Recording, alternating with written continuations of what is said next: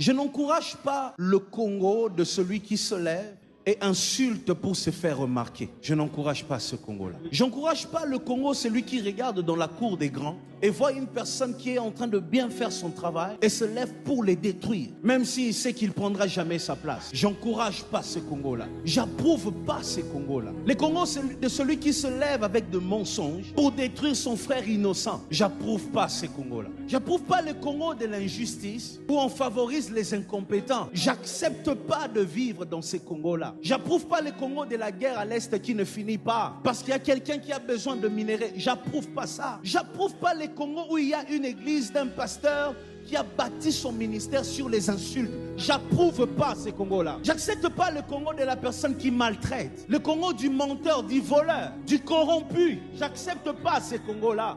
Je ne veux pas vivre dans ces Congos-là. J'accepte pas le Congo de celui qui combat sans savoir pourquoi il combat l'autre. J'accepte pas le Congo de celui qui reconnaît ne pas avoir des compétences. Alors il se dit, la seule manière pour moi d'arriver dans la cour des grands, c'est de détruire, c'est d'insulter pour me faire remarquer. Les Congos où on voit des pasteurs qui se lèvent, qui cherchent la face de Dieu, qui guérissent des malades, qui font des miracles et qui font avancer leur ministère. C'est ce Congo-là que moi je veux. Les Congos, il y a des bons avocats, de vrais juges. C'est ce Congo-là que nous cherchons. Le Congo des politiciens qui prônent des valeurs, des politiciens qu'on ne retrouve pas dans des bassesses, mais qui travaillent pour sauver des générations. On peut encore vivre dans ces Congos-là. C'est possible. Si moi et toi, on se lève, on commence à lutter contre les antivaleurs. On commence à voir un innocent qui est en train d'être détruit. On se lève et on dit non, nous en avons marre, assez, ça doit s'arrêter. Jusqu'à quand nous allons voir, regarder comme ça,